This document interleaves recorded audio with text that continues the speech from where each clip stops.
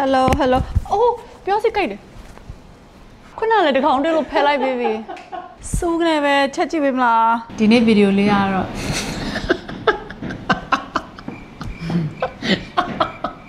ကင်မရာရှိမှမလို့လာပြနေတာအားလုံးပဲမင်္ဂလာပါကျွန်တော်ဒီနေ့ဗီဒီယိုကလူမယားရေမွေထက် Herso ဒီနှစ်ပါပေါ့နော်စပြီးတော့သုံးကြည့်ပြီးတော့ကြိုက်နေအနံ့လေးရဲ့နောက်ပြီးတော့တခါတည်း small test တွေပါလုပ်ပေးမလို့အဲ့တော့စလိုက်အောင်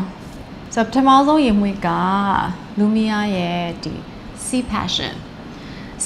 နဲ့ငါ Herso ဆန်ဟို Bangkok သွားတာလေတောက်လျှောက်အဲ့ trip မှာဒီအနံ့ပဲသုံးတယ်ဒါလေးရှူလိုက်လို့ရှိရင်အဲ့လိုအဲ့ကိုပြန်ရောက်သွားတယ်လို့ဖြစ်သွားတယ်အဲ့လိုအဲ့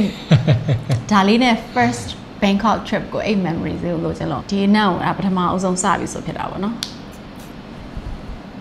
ဟေးဟုတ်တယ်ရောက်လာအဲ့ memories ပြန်တက်လာပြီလားပြန်တက်လာနေဆိုရကြိုက်တယ်သူဘယ်လိုပြောရမလဲမွေးနဲ့တင်းတင်းလေး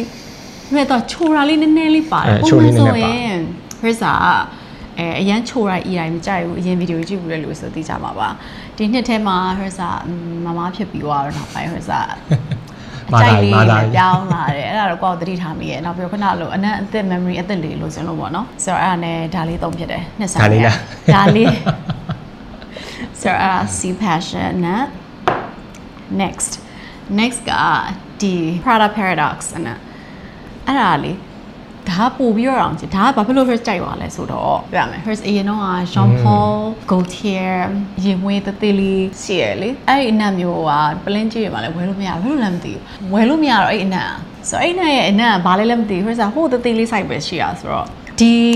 ဟာကအဲ့အနံ့နဲ့အရောင်တူတယ်ဆိုတော့ငယ်ငယ်တော့အကြောင်းတက်တော့အဲ့ memories တွေပြန်ရလာတာပေါ့နော်ပြန်ငယ်ချင်ကလည်းပါမှာပေါ့ဒါပေမဲ့လုံးဝ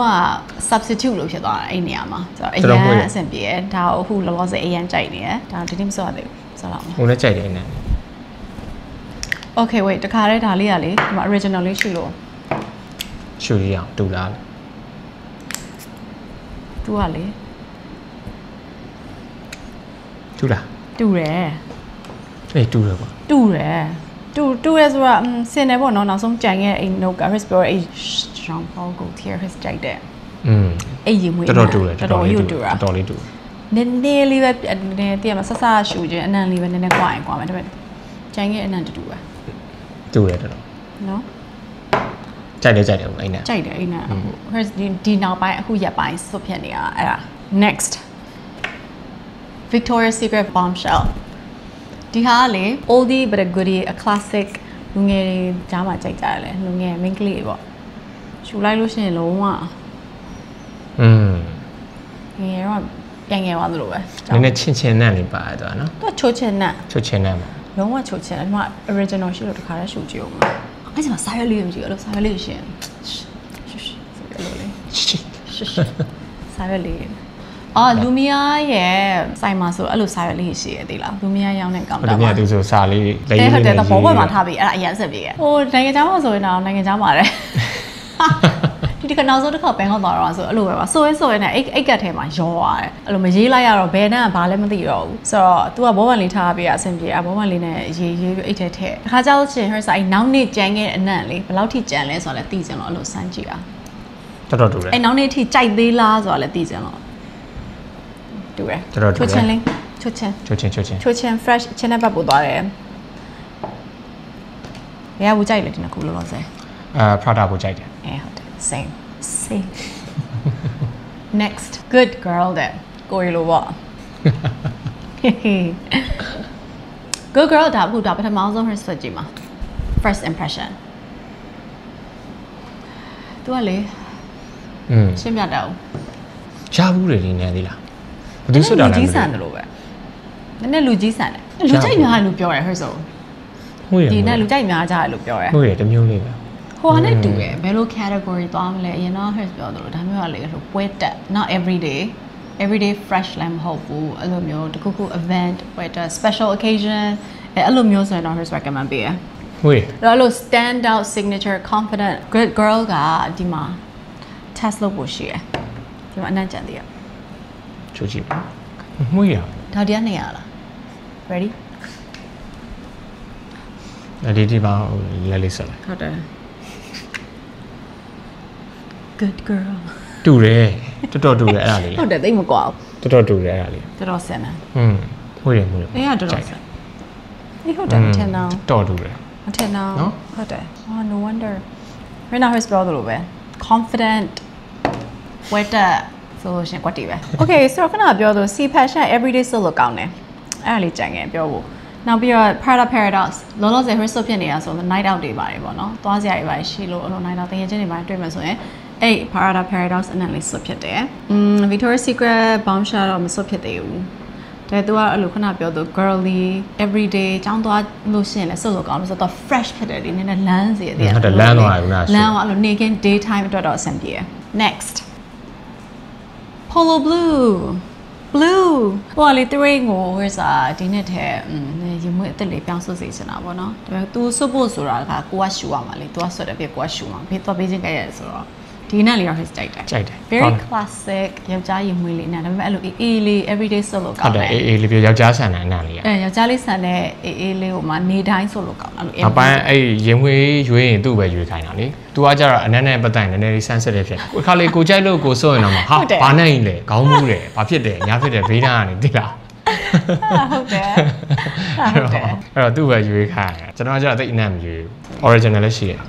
သိချင်တော့သူအဲ့လိုချင်းပြုံးနေလေသူကနည်းနည်းပါပဲ fresh next ကwood sage နဲ့ sea salt ဒါကလေ classic beach နဲ့ဒီတစ်ခါဝင်ဆောင်သွားတာသုံးလာတယ်အဲ့တော့ဒါလေးနဲ့ memory စိနောက်ထပ်အသက်တွေထပ်ရအောင်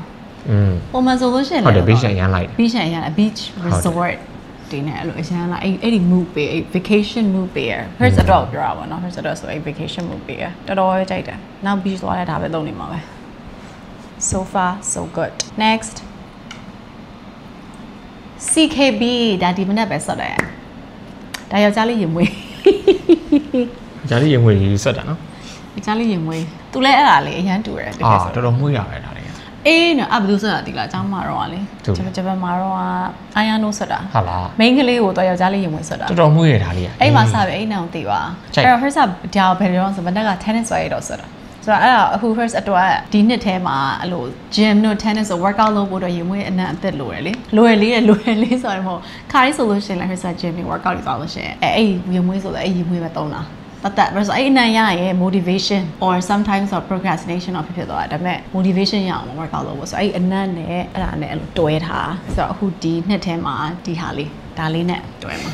ကောင်းတယ်တော်မှုရနားလို့အားကစားလုပ်မယ်ဆိုရင်လမ်းသွားတာနော်ဟုတ်တယ်သူ့နဲ့လေးအဲ့လိုလမ်းသွားစေနော်လမ်းတယ်အေး everyday တော့လည်းကောင်းတယ်ကြိုက်အခုနောက်ပိုင်းတာမဟုတ်အဲ့လိုအေးလေးဟေးဒါလေးဆွတ်လိုက်ယောက်ျားလေးရေမွေးတယ် first zero ယူဆွတ်တယ်ဆိုတော့စဉ်းစားကြည့်တော့ကြိုက်တယ် good girl တွေနဲ့ရောကုန်ပြီထင်တယ်နော်ရောကြိုက်တယ်အဲ့နဲ့အခုထိခေါင်းကြည့်ရဲ့အနက်ကိုရအတွက်ဆိုရင် next ဒါလေးကလုံးဝ classic bright crystal အဲ့တော့ Christina favorite ရန်ကြိုက်ဘယ်သူဝယ်ပေးရတယ်မသိဘူးအရင်ဆုံးပြောကြိုက်တယ် very girly ပိုင်းအောင်လေးမှလားဟုတ်တယ် girly အေးလေး everyday ကြိုက်တယ်တချို့ဆိုရင်အဲ့လိုအပြင်သွားရင် night out တွေပါလေဆွတ်ကြတယ် first အနံ့ရတယ်ပေါ့နော်ငယ်ချင်းမိတ်ဆွေတွေကဆိုလို့ရှိရင်ဆွတ်ကြတယ်ဒါပေမဲ့ first address ဆိုရင်တော့အဲ့လို everyday daytime perfume floral အဲ့လိုလေးOkay next ဒါလေးကဘာလေးလဲဆိုတော့လေစမ်းသုံးလို့ရတယ်ဟို site သေးလေးတွေဒီကသူကအနည်းဆုံးတော့သူက9ပလင်းဝယ်ရတယ်ဒါပေမဲ့9ပလင်းဝယ်ပေမဲ့သူက1ပလင်း1000 9ပလင်း90009ပလင်း9000ပေါ့1 ml site လေးဆိုတော့9ပလင်းဝယ်9000ပေါ့နော်ဆိုတော့ first recommend ပေးချင်တာကိုကဒီရေငွေကိုသုံးပါလားမသုံးတာလားကြိုက်လားမကြိုက်လားကိုသုံးဖို့အတွက်ပဲလားလက်ဆောင်ပေးဖို့အတွက်ပဲလားမသေးချာဘူးဆိုလို့ရှင်ဒီ site လေးတွေအရင်ဝယ်ပြီး try ကြည့်လို့ရတယ်ဆိုတော့ဒါကတော်တော်ဘာပြော budget friendly ဖြစ်တယ်လေစင်ပြေတာပေါ့နော်အဲ့လိုလေးစမ်းသုံးကြည့်လို့ရတယ် Lumia က budget friendly ဖြစ်တယ်သူကပြောရပြင်သစ်ကနေပြီးတော့ quality ကောင်းတဲ့ကုန်ကျန်းတွေနဲ့ inspire ယူပြီးထုတ်ထားတာပေါ့နော်ဆိုတော့ပုံမှန်ရေမွေးထက်စားလို့ရှင်တော့အရန် budget safe ဖြစ်တယ် result လည်း swap ဖြစ်တယ်ဒီနှစ်ထဲမှာဟုတ်တယ်နော်နှမျောစရာမလိုဘူးလေဟုတ်တယ်ကြိုက်တော့ဆိုလို့ရတယ်ပြီးတော့အနက်နေအများကြီး try လုပ်လို့ရတယ်ဟုတ်တယ်မူပေါ်မူတည်ပြီးပြောင်းဆိုလို့ရတယ်မူပေါ်မူတည်ဒီထဲမှာ Soleil Blanc နဲ့ Ralph နဲ့ကတော့ his သုံးနေကြဒီမှာအခု9ခုပြနော်ဒီမှာ Soleil Blanc Ralph ရှိ another 13 Celine Parade နဲ့ Mountain Water တဲ့အဲဒီဟာလေးကတော့ his ဆိုဂျားထဲမှာ try ကြည့်ဖို့ပါနော် 3နှစ်ကြာနှစ်ခုတော့ပါတယ်အဲ့ဒါကြောင့်ဘယ်မှာထည့်လဲဆိုတော့လေ risk 80လေးလေပတ်ဆိုင်သေးလေးတွေ site ကြီးမဆန့်တဲ့ပတ်ဆိုင်80ထဲတော့ထည့်တယ် site ကြီးမဆန့်အောင်ဆိုမှလေဒီ site ကလေ risk ပတ်ဆိုင်တော်တော်များများမှဆန့်တယ်ဒါတော့အကြီးနော်ပြီးတော့သူ့ရဲ့ packaging ကို risk အရန်ကြိုက်တယ် risk ဟိုတစ်ခေါက် mention လုပ်ပြီးတယ်သူကနားလုံးလေးကင်လို့ကောင်းတယ်စွတ်လို့ကောင်းတယ်ကွက်တိပဲသူထွက်တဲ့ spray ကအစား risk အရန်သဘောကျဒီ site စားလုံးဝကွက်တိရွှေဟုတ်တယ်ဒီအကြီးအောင်မှာ hers everyday အိတ်တွေထဲထည့်ထားတယ်ဒီဟာကတော့ခုနကလိုပတ်ဆိုင်သေးရင်သေးတယ်လို့ဒါလေးဆိုတော့ပတ်ဆိုင်သေးရင်သေးတယ်လို့ထည့်လို့ရတယ်အိတ်ဆောင်လေးရမ်းစင်ပြီယောက်ျားလေးဘေဘီတို့အိတ်တွေဆိုနော်ဘောင်းကြီးအိတ်ကတ်တွေကျင်းပေါင်းကြီးအိတ်ကတ်တေးသေးလေးတွေမှာထည့်တော်တော်စင်ပြီဒါလေးအဲ့လိုလေးကိုသုံးနေကြလို့ touch up လုပ်ချင်လို့ပဲဖြစ်ဖြစ်အဲ့ဒါဆိုလည်းရတယ်တော်တော်စင်ပြီသူတို့ကစုစုပေါင်းအနက်အမျိုး200ကျော်ရှိရတဲ့200ကျော်တော့ဟိုတနေ့ကသူနဲ့ hers နဲ့သူတို့M Tower ဆိုင်သွားတယ်ဒါလေးပါခေါ်ရတယ်ဒါလေးလည်းပါအဲ့မှာတခြားဟာတွေပါလို့ရှူကြည့်ရပါတော့ကြိုက်တဲ့ဟာရှိလားမရှိလားဆိုကြိုက်လားမကြိုက်လားစာရွက်လေးတွေနဲ့လေရေးပြီးတော့အိတ်ထဲသိမ်းထည့်လာသေးတယ်နောက်ကြိုက်တဲ့ဟာလေးမှာမလို့တော်စုံပါတယ်အဲ့မှာလည်းနော်အများကြီးပဲအေးစီကိုယ့်ကိုအပြင်မှာရှူကြည့်ပြီးမှစိတ်ကြိုက်မှဝယ်လို့ရတယ်မဟုတ်လို့ရှိရင်လည်းခုနကလို့ရှူကြည့်တေးသေးလေးဝယ်သွားလို့ရတယ်မဟုတ်ဆိုရင်အဲ့စာရွက်လေးမှာလေးကိုကြိုက်တဲ့အနက်လေးရေးသွားအိတ်ထဲထည့် hit ဆိုလို့ရှိရင်နောက်နေ့ထိရှူရကြိုက်သေးလားအဲ့ခါကျမှမှားလို့လည်းရတယ်ဆိုတော့ဘယ်လိုဆိုအဆင်ပြေ highly recommend အဲ့တော့ဒီနေ့ mention လုပ်သွားတယ်လူမရရင်မှွေရတော့ hit ဆိုလို့လို့ဆိုကြိုက်နေရတယ်သုံးနေရတယ်နဲ့နောက်ဆက်ပြီး try မဲ့အနက်လေးတော့ကိုကြီးလည်းကြော်ညာရိုက်ထားလေမစိုးနဲ့အဲ့ပုံထည့်ပေးစမ်းလား yes အဲ့ပုံထည့်ပေးလိုက်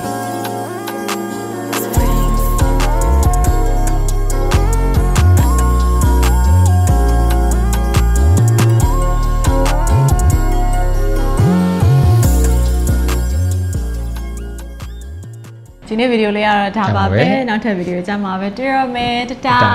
subscribe ကြည့်နေပြီလားတောင်း subscribe ခဏလေးနိုင်ပြီမလားခုနတစ်ချက်လောက်နေကောင်းသွားသလိုပဲကင်မရာရှိမှမလို့လာပြေးနေတာဟေးဟိုတနေ့ကမနှိပ်ဘူးလားယူအိတ်နေတော့အိုင်နောက်မှနှိပ်ပေးရဘာလာပြီးကင်မရာရှိမှာနှိပ်ပေးပါအဲ့ဒီခေါင်းစားခြေဆုံးနှိပ်ပေးရတော့သူကဇက်ကြောဘာလဲဒီလိုလေးဘေးလိုက်လေးနှိပ်ပေးနေလားအခုကတဲ့ပေါ်မှာလာပြီးတော့ပြောကြဟိုတပြန်ချနေဘလို့